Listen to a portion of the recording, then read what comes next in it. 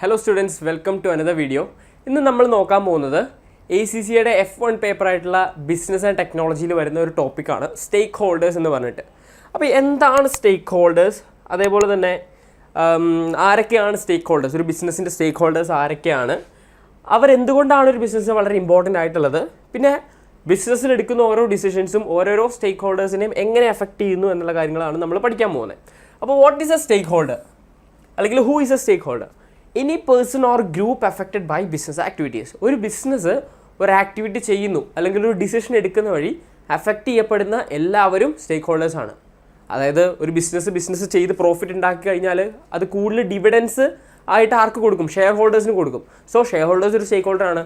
Business profit കൂടുതൽ ഉണ്ടാക്കുമ്പം കൂടുതൽ corporate tax ഗവൺമെൻറ്റിന് കൊടുക്കും. സോ എഗെയിൻ ഗവൺമെൻറ് ഒരു സ്റ്റേക്ക് ഹോൾഡറാണ്.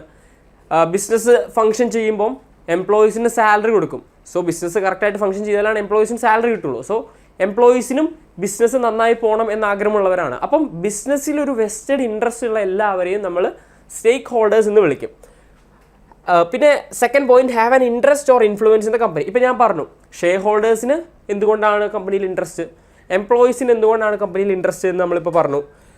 അപ്പോൾ അതിന് കുറച്ച് എക്സാമ്പിൾസ് ഓഫ് സ്റ്റേക്ക് ഹോൾഡേഴ്സ് ആണ് എംപ്ലോയീസ്, കസ്റ്റമേഴ്സ്, ഇൻവെസ്റ്റേഴ്സ്, ഗവൺമെൻറ്റ്സ്. ഇവരൊക്കെ എങ്ങനെയാണ് ബിസിനസ് അഫക്റ്റ് ചെയ്യുന്നത് എന്നുള്ളത് നമ്മൾ ഡീറ്റെയിൽ ആയിട്ട് അടുത്ത സ്ലൈഡിൽ പഠിക്കും.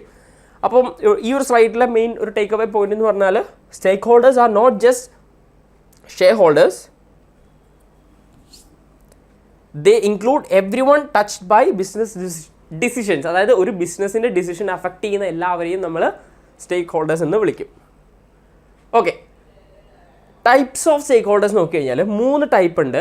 ഒന്ന് internal stake holder, 2 connected stake holder, 3 external stake holder. Internal stake holder എന്ന് വെച്ച് കഴിഞ്ഞാൽ കമ്പനിയുടെ ഉള്ളിലുള്ളവർ എന്ന് വെച്ച് കഴിഞ്ഞാൽ കമ്പനിയുടെ employees and managers, board of directors ഒക്കെയാണ് കമ്പനിയുടെ ഉള്ളിലുള്ളവർ.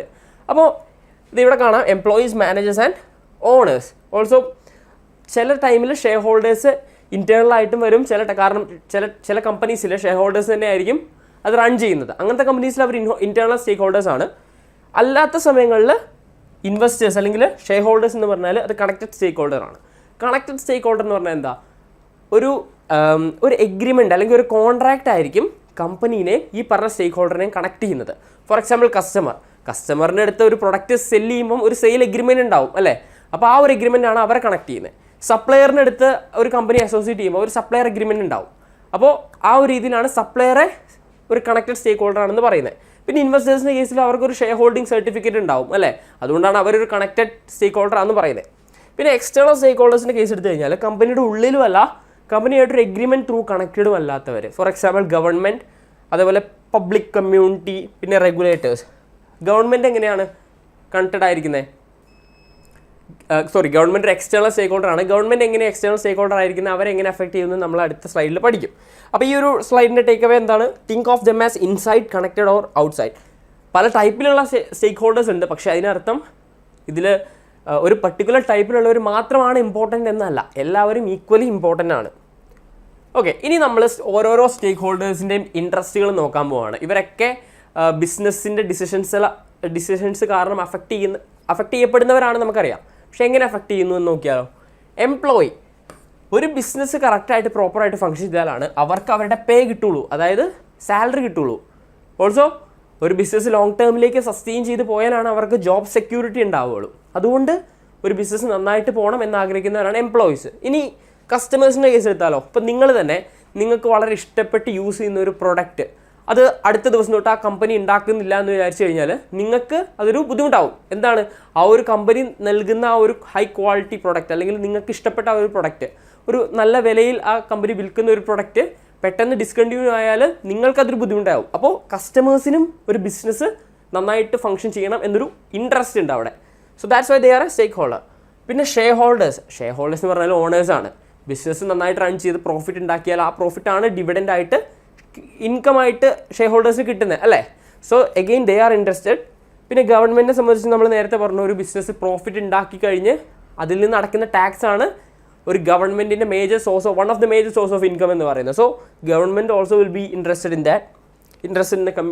Company or A business. പിന്നെ കമ്മ്യൂണിറ്റി, അതായത് പബ്ലിക്കിലെ ആൾക്കാർ, അതായത് കമ്പനിയുടെ കസ്റ്റമേഴ്സ് അല്ല, സപ്ലയേഴ്സും അല്ല, ഗവൺമെൻറ്റും അല്ല, അല്ലാത്ത കുറച്ച് ആൾക്കാരുണ്ടാവില്ല. ഫോർ എക്സാമ്പിൾ പറയുകയാണെങ്കിൽ നിങ്ങൾ താമസിക്കുന്നതിൻ്റെ അടുത്തൊരു കമ്പനി വരുന്നു. അപ്പോൾ നിങ്ങൾ ആ കമ്പനിയുടെ കസ്റ്റമർ അല്ല, പക്ഷേ എഗെയിൻ ആ കമ്പനി അവിടെ ഉള്ളതുകൊണ്ട് നിങ്ങൾക്ക് പലതരത്തിലുള്ള എഫക്റ്റ് ഉണ്ടാവുന്നുണ്ട്. മേ ബി ആ കമ്പനി ഒരു എൻവയോൺമെൻറ്റിനെ പൊല്യൂട്ട് ചെയ്യുന്ന ഒരു കമ്പനിയാണ്, അല്ലെങ്കിൽ കുറേ എന്താ പറയുക പോസിറ്റീവ് എഫക്ട്സ് ഉണ്ടാക്കുന്നത്, അത് കുറേ പേർക്ക് ജോലി കൊടുക്കുന്ന കമ്പനിയാണ്. അപ്പം പോസിറ്റീവായിട്ട് നെഗറ്റീവായിട്ട് അഫക്റ്റ് ചെയ്യാം, പോസിറ്റീവായിട്ട് അഫക്റ്റ് ചെയ്യാം, അല്ലെങ്കിൽ നെഗറ്റീവായിട്ടും ഒരു സ്റ്റേക്ക് ഹോൾഡർ അഫക്റ്റ് ചെയ്യാനായിട്ട് പറ്റും. അപ്പം നിങ്ങളെപ്പോലുള്ള അല്ലെങ്കിൽ നമ്മളെപ്പോലുള്ള പബ്ലിക് ആൾക്കാർ ഒരു കമ്പനിയായിട്ട് യാതൊരു തരത്തിലും റിലേറ്റഡ് അല്ലാത്തവരാണ് എന്താ പറയുക സാധാ കമ്മ്യൂണിറ്റി, പക്ഷേ എന്നാൽ പോലും അവർ പോലും ഒരു സ്റ്റേക്ക് ഹോൾഡറാണ്. ഓക്കെ, അപ്പോൾ കാരണം എന്താ നമ്മൾ പറഞ്ഞു, ഒരു കമ്പനി അത് ഫങ്ഷൻ ചെയ്യുന്ന എൻവയോൺമെൻറ്റിനെ പൊല്യൂട്ടൊന്നും ചെയ്യാനായിട്ട് പാടില്ല. ചെയ്തു കഴിഞ്ഞാൽ നമ്മളൊരു പബ്ലിക് എന്നുള്ള രീതിയിൽ നിന്ന് മാറിയിട്ട് ഒരു പ്രഷർ ഗ്രൂപ്പൊക്കെ പോലെ ആയി കമ്പനിക്കെതിരെ പ്രൊട്ടസ്റ്റൊക്കെ പോകും അല്ലേ. അപ്പോൾ അങ്ങനെ വരുമ്പോൾ നമ്മൾ ആസ് എ സ്റ്റേക്ക് ഹോൾഡർക്ക് കുറേ കൂടെ പവർ കിട്ടും. സോ പിന്നെ എംപ്ലോയ്മെൻറ്റ്, ഒരു കമ്പനി അവിടെ ഫങ്ഷൻ ചെയ്യുന്നതുകൊണ്ട് കുറേ പേർക്ക് എംപ്ലോയ്മെൻ്റ് ഒക്കെ കിട്ടുന്നുണ്ടാവും. സോ അതുകൊണ്ടാണ് കമ്മ്യൂണിറ്റി ഒരു one of the stakeholder ആയിട്ട് വരുന്നത്. പിന്നെ സ്റ്റേക്ക് ഹോൾഡർ കോൺഫ്ലിക്റ്റ്, ഇപ്പോൾ നമ്മൾ പറഞ്ഞു ഒരു കമ്പനിക്ക് നല്ല പ്രോഫിറ്റ് ഉണ്ടെങ്കിലാണ് ഷെയർ ഹോൾഡേഴ്സിന് റിട്ടേൺ കൊടുക്കാൻ പറ്റുള്ളൂ. പക്ഷേ നിങ്ങളൊന്ന് ആലോചിച്ച് നോക്കുക, നല്ല പ്രോഫിറ്റ് വേണമെങ്കിൽ ഒന്നെങ്കിൽ കോസ്റ്റ് കുറയ്ക്കണം, അല്ലെങ്കിൽ പ്രൊഡക്റ്റിൻ്റെ പ്രൈസ് കൂട്ടണം. കോസ്റ്റ് കുറയ്ക്കാൻ പോയി കഴിഞ്ഞാൽ വൺ ഓഫ് ദ കോസ്റ്റ് അല്ലേ ഈ എംപ്ലോയി സാലറി എന്ന് പറയുന്നത്. അപ്പോൾ സാലറി കട്ട് ചെയ്ത് കഴിഞ്ഞാൽ പ്രോഫിറ്റ് കൂടുതൽ കിട്ടും, അതുവഴി ഷെയർ ഹോൾഡേഴ്സിന് കൂടുതൽ ഡിവിഡൻഡ് കിട്ടും. പക്ഷേ എംപ്ലോയീസിനെ സംബന്ധിച്ച് അവരുടെ സാലറി കുറയല്ലേ ചെയ്യുന്നത്. സോ രണ്ട് സ്റ്റേക്ക് ഹോൾഡറെ നമ്മൾക്ക് ഒരുമിച്ച് ഒരേ ടൈമിൽ സാറ്റിസ്ഫൈ ചെയ്യാനായിട്ട് കുറച്ച് ട്രേഡ് ഓഫ്സ് സംഭവിക്കും അവിടെ. അതായത് ഒരിടത്ത് നമ്മൾ നല്ല കാര്യം ചെയ്യുമ്പോൾ അതിൻ്റെ ഒരു നെഗറ്റീവ് എഫക്റ്റ് അപ്പുറത്തുണ്ടാവും. ഇപ്പോൾ വേറൊരു എക്സാമ്പിൾ പറയുകയാണെങ്കിൽ ഒരു പ്രൊഡക്റ്റിൻ്റെ പ്രൈസ് കൂട്ടുന്നു, അപ്പോൾ എഗെയിൻ പ്രോഫിറ്റ് കൂടുന്നു, ഷെയർ ഹോൾഡേഴ്സിന് ഇഷ്ടപ്പെട്ടൊരു കാര്യമാണത്. പക്ഷേ കസ്റ്റമേഴ്സിൻ്റെ പോയിന്റ് ഓഫ് വ്യൂവിൽ ചിന്തിക്കുമ്പോൾ അവർ നേരത്തെ 100 രൂപയ്ക്ക് വാങ്ങിച്ചുകൊണ്ടിരുന്ന പ്രൊഡക്റ്റ് ഇപ്പോൾ 150 രൂപയ്ക്ക് വാങ്ങിക്കുന്ന അവരെ സംബന്ധിച്ചൊട്ടും ഒരു പോസിറ്റീവായിട്ടുള്ള കാര്യമല്ല. So shareholders want higher profit, അവർക്ക് കൂടുതൽ പ്രോഫിറ്റ് വേണം, അതുകൊണ്ട് അവരെ സാറ്റിസ്ഫൈ ചെയ്യാനായിട്ട് കോസ്റ്റ് കട്ട് ചെയ്യണം. പക്ഷേ കോസ്റ്റ് കട്ടിങ് എന്ന് പറഞ്ഞു കഴിഞ്ഞാൽ അത് എംപ്ലോയീസിൻ്റെ സാലറി കട്ടിങ് ആയാൽ അതൊരു പ്രശ്നമാണ്. കാരണം എംപ്ലോയീസിന് എന്താ വേണ്ടത്, ഹയർ വേജാണ് വേണ്ടത്. അപ്പോൾ അവർക്ക് ഹയർ വേജ് വന്നാൽ അത് അഗെയിൻ കോസ്റ്റ് ഇൻക്രീസ് ആവും, പ്രോഫിറ്റ് കുറയും, ഷെയർ ഹോൾഡേഴ്സിന് ഇഷ്ടപ്പെടില്ല. അപ്പം ഇത് തമ്മിലൊരു ബാലൻസ് വേണം. പിന്നെ കസ്റ്റമേഴ്സിനെ സംബന്ധിച്ച് അവർക്ക് ലോ പ്രൈസിൽ ഹൈ ക്വാളിറ്റി പ്രൊഡക്റ്റാണ് വേണ്ടത്. ഹൈ ക്വാളിറ്റി എന്ന് പറയുമ്പം അതുണ്ടാക്കാൻ കോസ്റ്റ് കൂടുമല്ലോ, എഗെയിൻ പ്രോഫിറ്റ് കുറയും, ഷെയർ ഹോൾഡേഴ്സിന് ആ സംഭവം ഇഷ്ടപ്പെടില്ല. പിന്നെ ഗവൺമെൻറ്റിനെ സംബന്ധിച്ച് അവർക്ക് ടാക്സ് വേണം. അപ്പം ടാക്സ് എപ്പോഴാണ് കൂടുതലുണ്ടാവുക, ഒരു കമ്പനിക്ക് കൂടുതൽ പ്രോഫിറ്റ് ഉണ്ടാകുമ്പോൾ. കൂടുതൽ പ്രോഫിറ്റ് ഉണ്ടാവണമെങ്കിൽ സെല്ലിംഗ് പ്രൈസ് കൂടുതലായിരിക്കണം. അപ്പോൾ അത് കസ്റ്റമേഴ്സിന് ഇഷ്ടപ്പെടില്ല സെല്ലിംഗ് പ്രൈസ് കൂടുതലാണെങ്കിൽ. സോ ഓരോരോ സ്റ്റേക്ക് ഹോൾഡേഴ്സിനെയും നമുക്ക് ഒരു ബാലൻസ് ചെയ്തിട്ട് വേണം അവരെ മാനേജ് ചെയ്യാൻ. അല്ലാണ്ട് ഒരാളെ മാത്രം സാറ്റിസ്ഫൈ ചെയ്യാൻ പോയി കഴിഞ്ഞാൽ ഇപ്പുറത്തുള്ള സ്റ്റേക്ക് ഹോൾഡറിന് വളരെ നെഗറ്റീവായിട്ടുള്ളൊരു എഫക്റ്റ് ആയിരിക്കും ഉണ്ടാവുക.